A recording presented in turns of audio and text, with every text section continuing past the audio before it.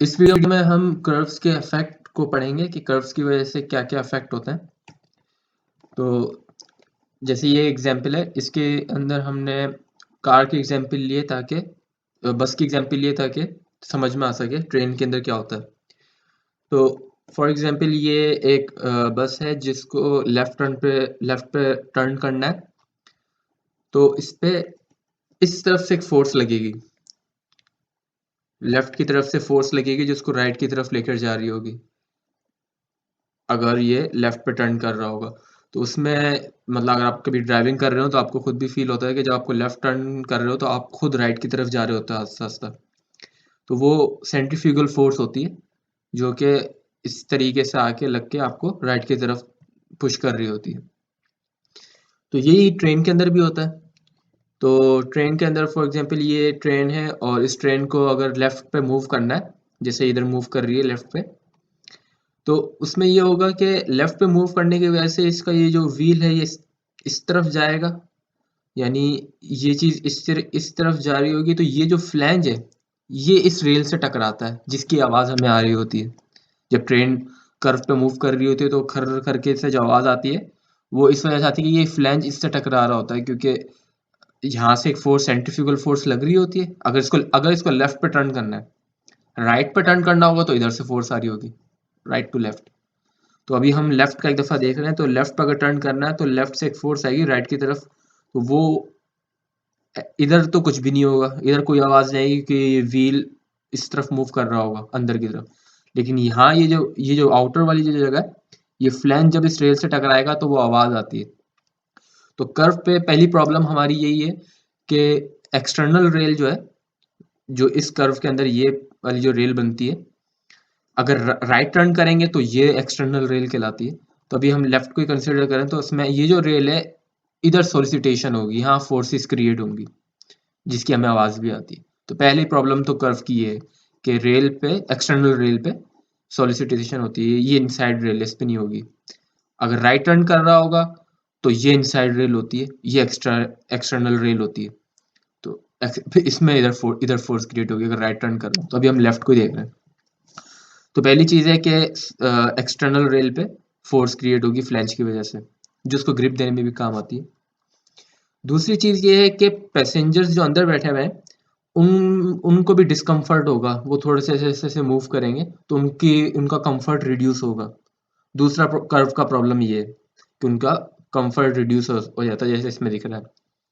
तीसरी चीज ये है कि अगर कोई सामान अंदर रखा हुआ है तो वो गिर सकता है और उसकी स्टेबिलिटी जो है वो कम हो सकती है और डैमेज भी हो सकता है सामान।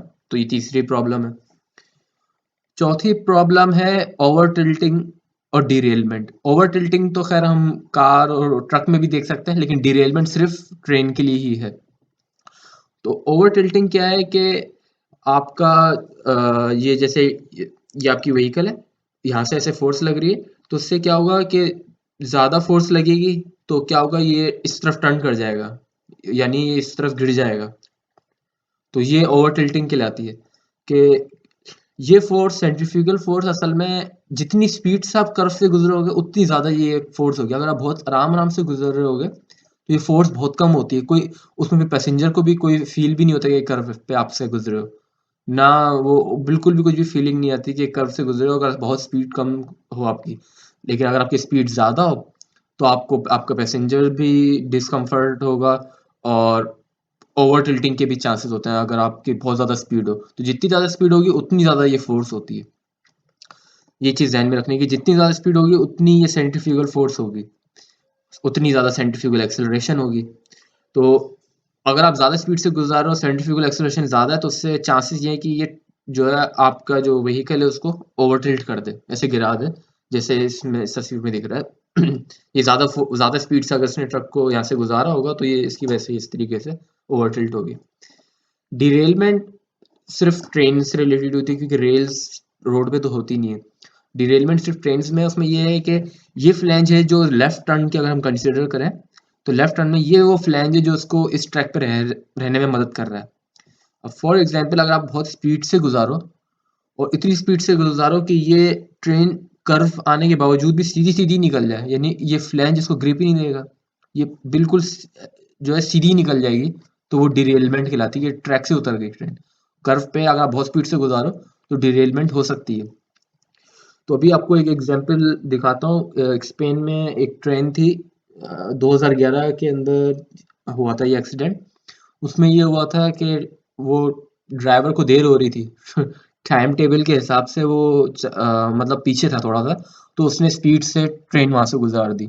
उस वजह से जो है एक्सीडेंट आया था, एक्सीडेंट हुआ था। तो इसमें ये है कि अगर आप देखें तो ये डिरेलमेंट हुई।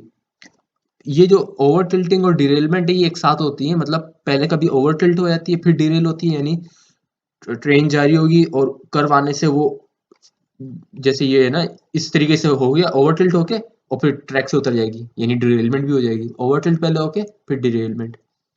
तो ये इससे, और कभी दूसरा होता है कि डिरेलमेंट पहले हो जाती है, रेल पटरी से उतर जाती है और फिर आगे चल के जब जमीन पे आती है तो फिर ओवर टिल्ट हो जाती है। तो इसमें ये है कि पहले डिरेलमेंट होगी फिर ओवर टिल्ट होगी। अगर आप इस ट्रैक को देखोगे कि पहले डिरेलमेंट होगी और फिर ये ओवर टिल्ट भी होगी। इसका जो बीच वाला पोर्शन था, इसको अगर आप देखें ये रेल से उतरी होगी, उसके बाद फिर ये ओवर टिल्टिंग भी होगी। तो ये जो है जब डिज़ाइन किया गया, अभी जब इस तरह के एक्सीडेंट्स होते हैं फिर ये जो है इन्वेस्टिगेशन कमेटी बैठती है, फिर वो ये देखती है कि ये जो है कसूर किसका था, ये इंजीनियर का कसूर था या ड्राइवर का कसूर था।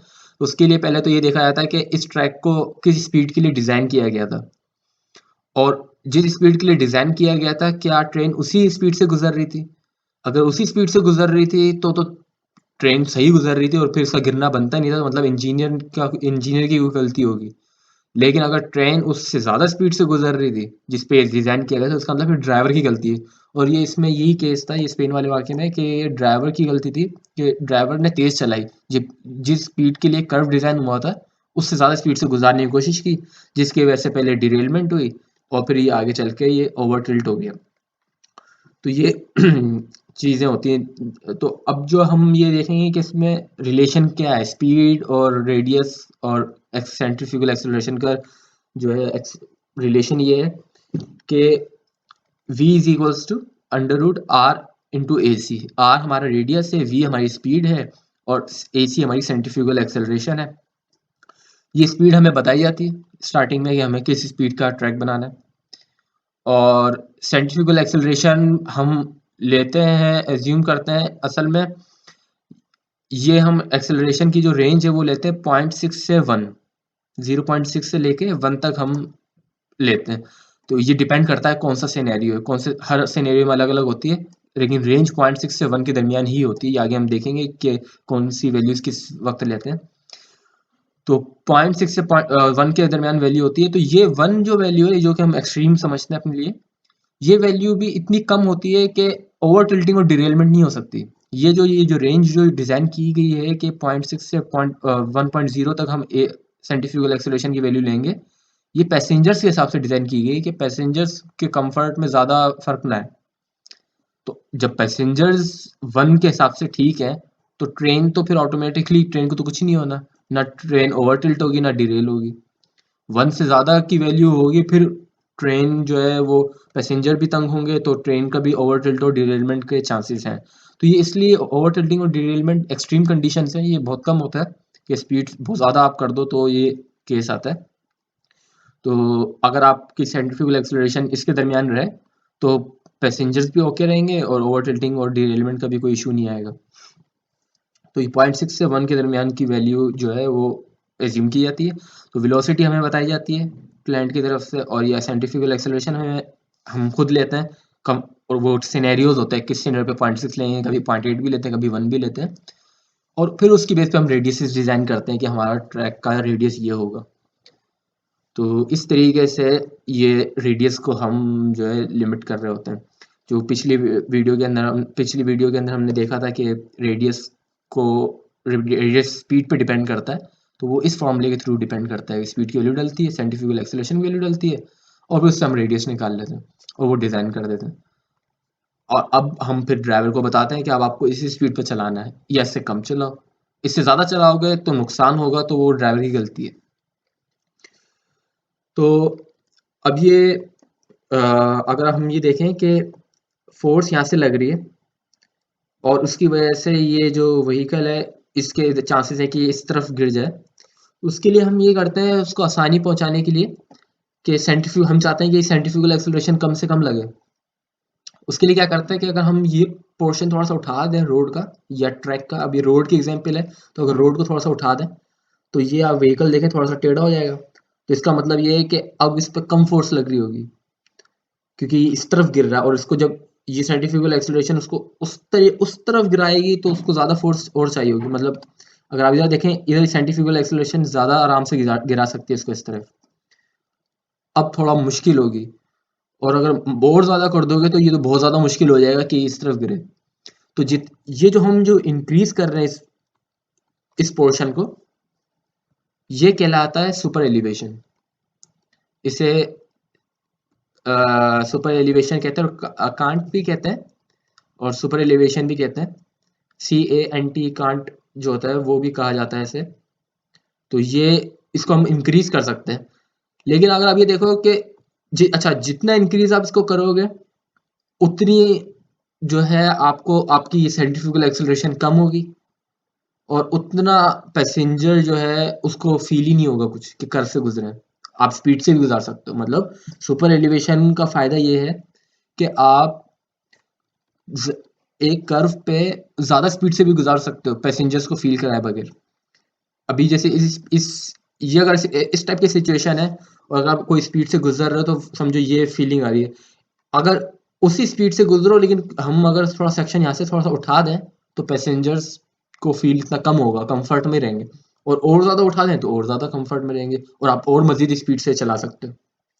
तो हाई स्पीड जो लाइंस होती हैं उनमें हम सुपर एलिवेशन थोड़ी सी ज्यादा दे देते हैं ताकि स्पीड से भी गुजर जाए, पैसेंजर्स को भी फील ना हो सेंट्रीफ्यूगल एक्सेलरेशन, और रेडियस भी नॉर्मली रहेगा। लेकिन इसका एक नुकसान है, इस सुपर एलिवेशन का एक नुकसान ये है कि फॉर एग्जाम्पल इस पोजीशन में अगर ट्रेन को खड़ा रहना पड़ गया तो बजाय ये इस तरफ गिरे ये तो अंदर की तरफ ही गिर जाएगी। इसलिए एक लिमिटिंग वैल्यू हम डिसाइड करते हैं कि एक वैल्यू दे देते हैं कि भाई जरूरत से ज्यादा भी सुपर एलिवेशन ना दें। क्योंकि जो है अगर आप जरूरत से ज्यादा सुपर एलिवेशन दोगे तो फिर ये है कि अगर रुकना पड़ गया ट्रेन को, गुजर गई तो चलो ठीक है, पैसेंजर को ना कोई नुकसान होगा, ओ पैसेंजर्स को ना कोई कंफर्ट का कोई मसला होगा और ट्रेन भी स्पीड से गुजर जाएगी। लेकिन अगर इसी वजह से रुकना पड़ गया तो फिर रुकने में इसको इतनी प्रॉब्लम होगी कि अंदर भी गिर सकती है। तो इसलिए सुपर एलिवेशन को हम हद से ज़्यादा नहीं दे सकते हैं। तो उसकी कुछ हद है, उसकी हद है 14 से लेकर 16 सेंटीमीटर तक की ऊंचाई दे सकते हो आप।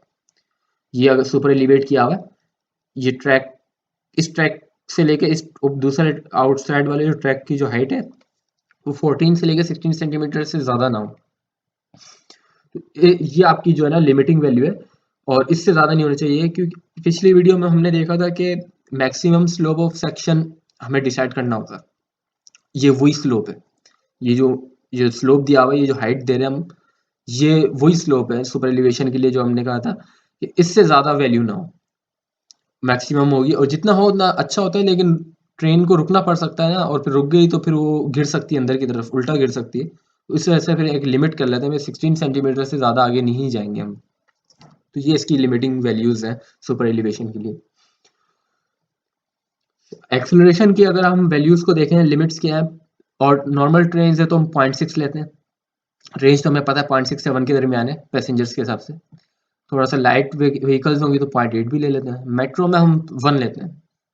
उसमें ये होता है कि हमें पता होता है कि लिमिटेड ड्यूरेशन होगा, तो पैसेंजर्स जो है वो इतने ज़्यादा जो है कंफर्ट को डिस्कम्फर्ट को बर्दाश्त कर लेंगे, जो थोड़े से झटके लग रहे होंगे उसको बर्दाश्त कर लेंगे 1 मीटर, क्योंकि ट्रिप ड्यूरेशन ज़्यादा कम है, कम है, थोड़ी सी देर के लिए चढ़ते हो। हाँ, लेकिन अगर हाई स्पीड ट्रेन हैं और आप इसी एक्सेलरेशन से जा रहे हो तो फिर आपको क्या है कि अंदर जो ट्रेन में ना कंफर्ट लेवल को बहुत ज़्यादा इंक्रीज करना होगा ताकि पैसेंजर्स को ज़्यादा फील हो, क्योंकि बहुत ज़्यादा देर के लिए अंदर नहीं बैठ सकते, क्योंकि ये जो हाई स्पीड ट्रेन होती है जो एक शहर से दूसरे शहर कनेक्ट करती हैं, उनमें फिर कंफर्ट की वैल्यू ज़्यादा देनी पड़ेगी आपको ताकि वो स्पीड से भी गुजर जाए। एक्सेलरेशन जितनी ज़्यादा एक्सेलरेशन होगी उतनी स्पीड वाली ट्रेन होती है वो, और जितनी कम एक्सेलरेशन होगी उतनी कम स्पीड होगी। तो जितनी ज़्यादा स्पीड होगी उतनी ज़्यादा सेंट्रीफ्यूगल एक्सेलरेशन क्रिएट होती है, उतनी ज़्यादा पैसेंजर्स को मसले होते हैं। तो 1 में जो है स्पीड हमने बहुत कर दी है, लेकिन क्या है कि कंफर्ट भी फिर हमें अंदर देना पड़ेगा। और इसके अलावा हम सुपर एलिवेट भी करते हैं। सुपर एलिवेट के लिए भी आपको बता दिया है कि सुपर कंफर्ट भी देते हैं, साथ में सुपर एलिवेट भी करते हैं। सुपर एलिवेट की एक रेंज होती है कि भाई 14 से 16 सेंटीमीटर के दरमियान हो, इससे ज़्यादा ना हो। इससे ज़्यादा आप नहीं कर सकते इसको, कंफर्ट देने के लिए आप और ज़्यादा इसको इंक्रीज नहीं कर सकते। तो ये कुछ रेंजेस हैं जो हमें देखनी होती है। सुपर एलिवेशन को या ऐसे कांट भी कहते हैं, वो हमें मेंटेन करनी होती है। और सुपर एलिवेशन आप प्लेटफॉर्म पे भी नहीं दे सकते, जहाँ गाड़ी वही पैसेंजर्स को चढ़ना होता है, बोर्डिंग लाइटिंग करनी होती है, वहाँ भी आप सुपर एलिवेशन नहीं दे सकते।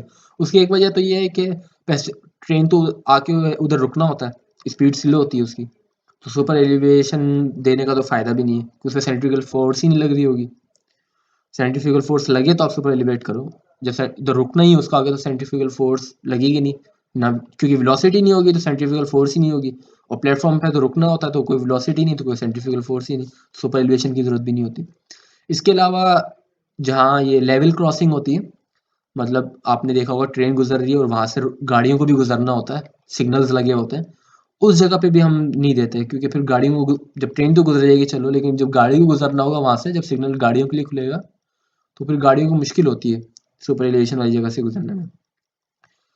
तो अब नेक्स्ट जो है, हम थोड़ा अब numerical practical point of view से देखेंगे। जो हमारे पास ड्राइंग्स हैं, डिजाइन ड्राइंग्स, उनमें देखेंगे कि उनमें उनको किस तरीके से स्टडी करना है, किस कर्व्स वगैरह से रिलेटेड और रेडियस और वेलोसिटी से रिलेटेड हम देखेंगे किस तरीके से हम पढ़ते हैं।